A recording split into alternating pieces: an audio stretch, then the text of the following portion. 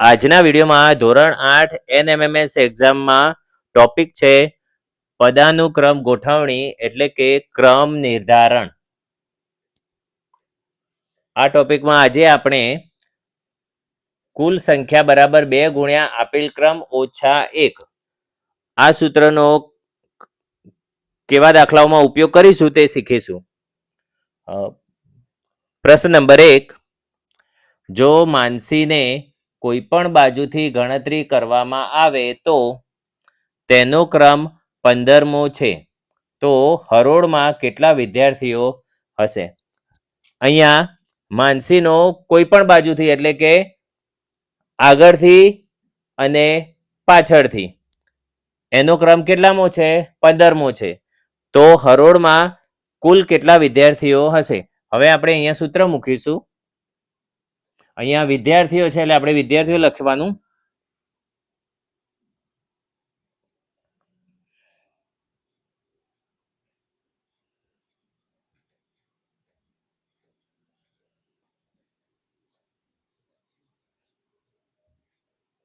કુલ વિદ્યાર્થીઓ બરાબર કૌંસમાં 2 ગુણ્યા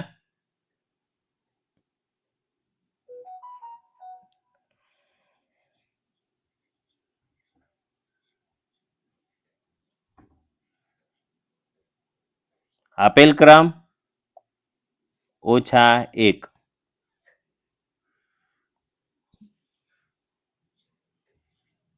બે ગુણ્યા આપેલ ક્રમ એટલે કયો ક્રમ આપેલો છે? અહીંયા 15મો. એટલે આપણે અહીંયા આપેલ ક્રમની જગ્યાએ 15 લખવાના.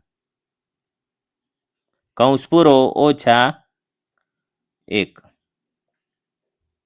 કૌંસમાં સાદુરૂપ આપીએ 2 ગુણ્યા 15 એટલે 30 થશે.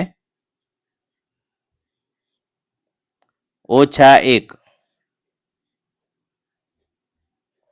30માંથી 1 બાદ કરીએ એટલે 29 જવાબ આવશે. એટલે સાચો જવાબ 29 છે, એટલે કે ડી.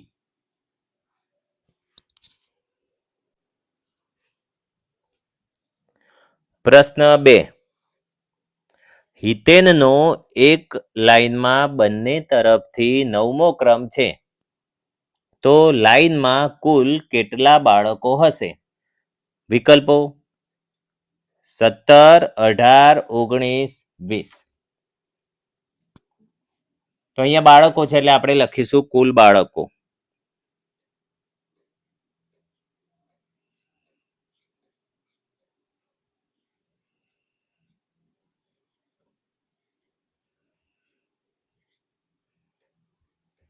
કુલ બાળકો બરાબર કૌંસમાં 2 ગુણ્યા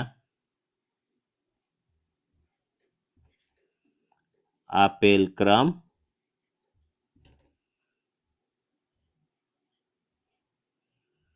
કૌંસ પૂરો -1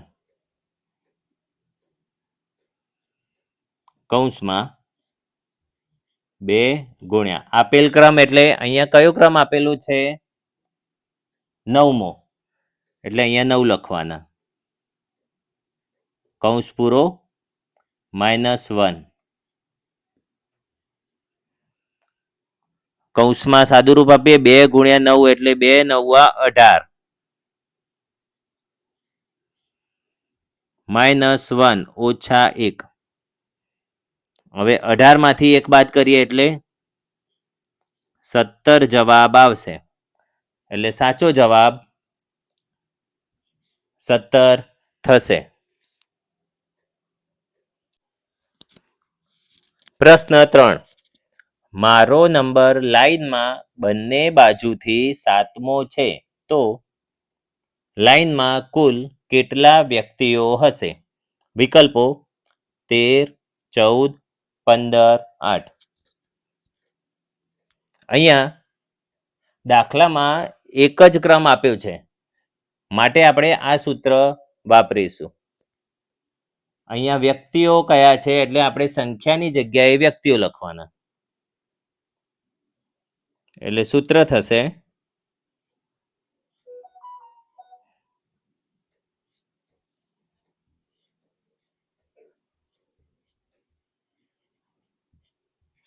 કુલ વ્યક્તિઓ બરાબર કૌંસ 2 ગુણ્યા આપેલ ક્રમ કૌંસ પૂરો ઓછા 1 બરાબર કૌંસ 2 ગુણ્યા આપેલ ક્રમ એટલે અહીંયા કયો ક્રમ આપ્યો છે 7મો એટલે આપણે અહીંયા 7 લખીશું કૌંસ પૂરો ઓછા 1 2 ગુણ્યા 7 એટલે 14 ઓછા 1 14માંથી 1 બાદ કરીએ એટલે જવાબ આવશે 13 એટલે સાચો જવાબ 13 થશે.